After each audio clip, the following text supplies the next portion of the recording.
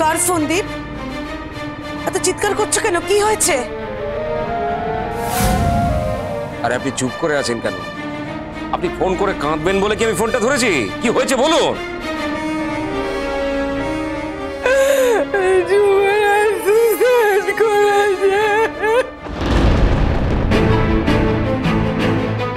তার মানে কি হয়েছে ডিটেলে বলুন আমাকে। আপনি ডাক্তার ডেকেছেন? কি করেছে যুবরাজ? এই শুনছো, হচ্ছে যুবরাজ সুইসাইড করেছে। এই দেখো, দাদা কিন্তু যুবরাজের নাম বললো, আর ফোনে কি একটা কান্নাকাটি হচ্ছে। আমার মনে হচ্ছে তপস্যা, জানো? তাই তো মনে হচ্ছে।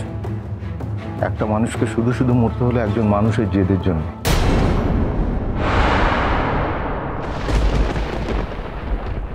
চুপ করে বলছি, হ্যাঁ? কোনো কথা বলবে না, আমার মাথা ঠিক নেই তো। আমি কিন্তু কোনো নোংরা কথা সহ্য করবো না, কথা বলবে না প্লিজ। দাদা ফোনটা আমাকে দাও।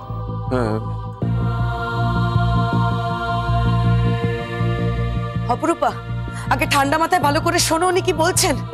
উনি হয়তো কিছু বুঝতে পারছেন না। হ্যালো, কি হলো তপস্যা? আমি তো যুবরাজকে ছেড়ে দিয়ে চলে এসেছিলাম, পারলে না ধরে রাখতে, শেষ পর্যন্ত মেরে ফেললে, তাই না?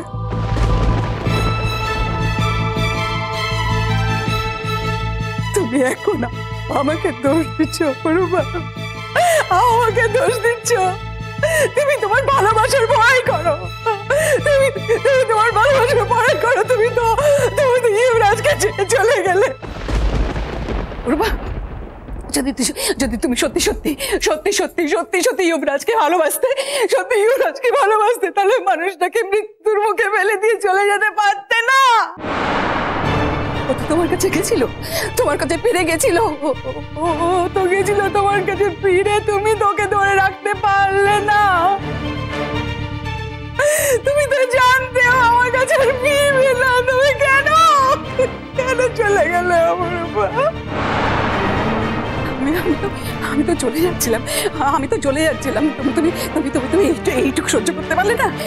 আমি তো বলছিলাম আমি চলে যাবো, আমি থাকবো না, শুধু এই কিছু সময় সহ্য করতে পারলে না আমাকে। এখন বিপদে পড়ে একদম আমাকে ফাঁসানোর চেষ্টা করবে না।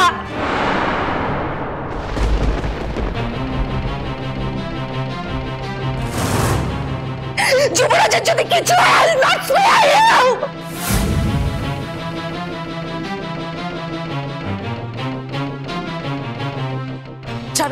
ছাড়ো অপরূপা, ছাড়ো, আমাকে কথা বলতে দাও।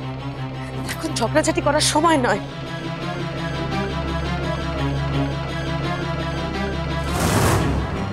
তোমাদের সকলের মাথা গরম, আমাকে কথা বলতে দাও।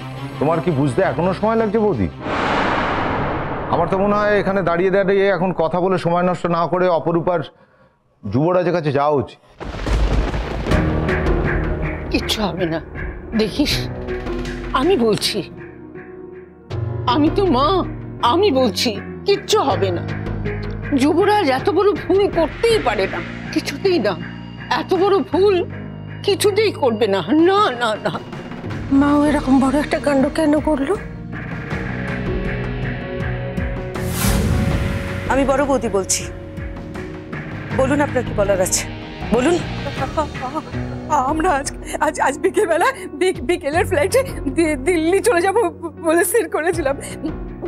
সমস্ত জিনিসপত্র গোছগাছ করে আমি যখন যুবরাজকে জানাতে গেলাম, তখন সে দরজা বন্ধ করে বসেছিল। আমি ধাক্কালাম, দরজা ভেঙে দেখলাম যুবরাজ।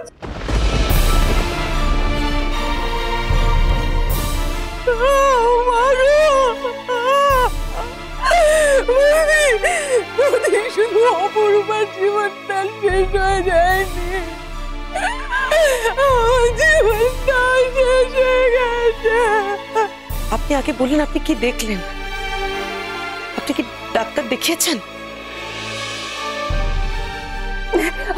আমি একা বাড়িতে আছি, আমি কি করে ডাক্তার দেখাবো? ওইটুকু বাচ্চার উপরে যুবরাজকে কি করে ফেলে যাবো বলুন বৌদি? আচ্ছা, যুবরাজদের পালস আছে?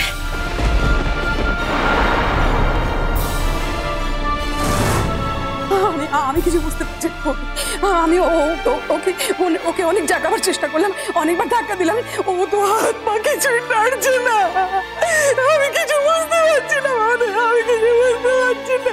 আপনি ফোনটা রাখুন, আমরা এক্ষুনি আসছি।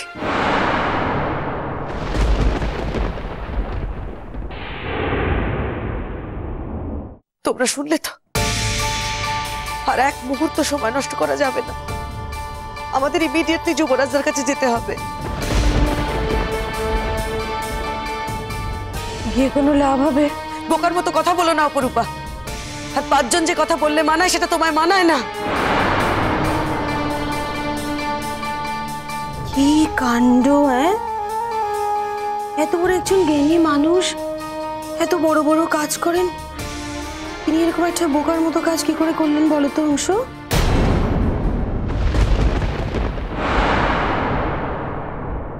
আবার এমনও হতে পারে যে পুরোটাই হয়তো ভদ্রলোকের ড্রামা। শ্যাম এবং কুল দুটো রাখাই একটা চেষ্টা।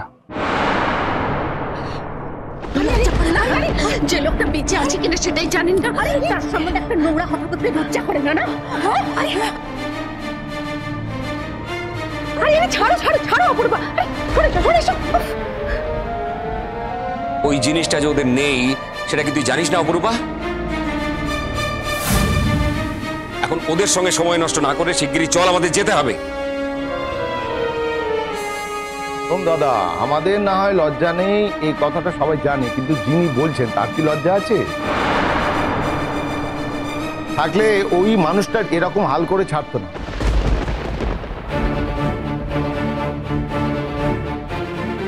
আরো একটা বিষয় হচ্ছে, যে মানুষটার জন্য এত সহানুভূতি দেখানো হচ্ছে, সেই মানুষটিও কি সহানুভূতি পাওয়ার যোগ্য? যদি তাই হতো তাহলে এত বড় কেলেঙ্কারিটা তো উনি গোপন রাখতেন না।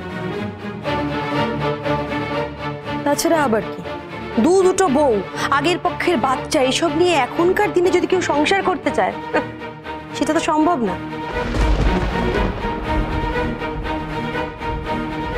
আমি তোমাদের কাছে জোর হাত করছি অংশ কইলে, তোমরা দয়া করে চুপ করো।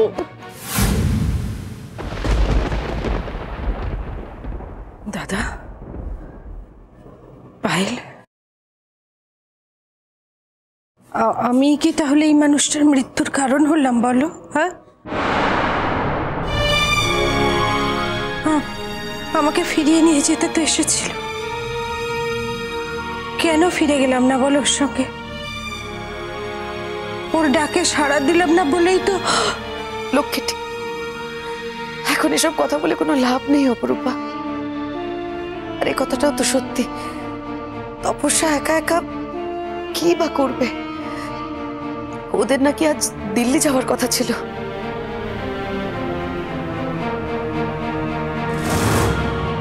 যাওয়ার সময় তপস্যা যুবরাজদাকে ডাকতে যায়, ঘর বন্ধ থেকে দরজা ধাক্কায় অনেকক্ষণ কোনো সাড়া না পেয়ে দরজা ভাঙতে বাধ্য হয়।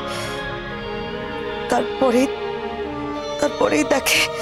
বলো না আর বলো না, আমি আর সহ্য করতে পারছি না। আমার বোনকে কিন্তু আমি এরকম ভেঙে পড়া কোনোদিন দেখতে চাই না।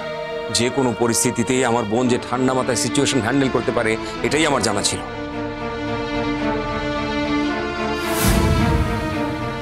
যে কোনো সিচুয়েশন আর এই সিচুয়েশনটা কি এক হলো দাদা?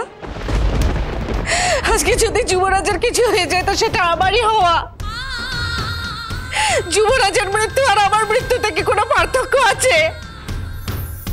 কেন তখন থেকে তুমি আজে বাজে কথা বলছো বলো তো অপরূপা? তোমাকেও বলি হারিদি, এখানে দাঁড়িয়ে দাঁড়িয়ে সময় নষ্ট করবে না, গাড়িটা বার করবে। আমাদের ইমিডিয়েটলি যেতে হবে যুবরাজদার কাছে। কেন বুঝতে পারছো না তোমরা? হ্যাঁ, এই চলো অপরূপা, আমি গাড়ি বার করছি। এভাবে কেঁদো না অপরূপা, কেঁদো না। তোমার নিজের উপর ভরসা নেই?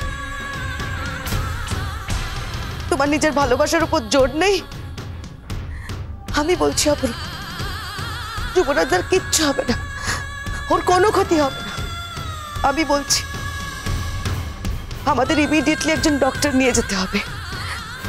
তুমি আমার কথা শোনো, যুবরাজদা ভালো হয়ে যাবে, তুমি আমার কথাটা মিলিয়ে নিও। এখন চলো, প্লিজ চলো।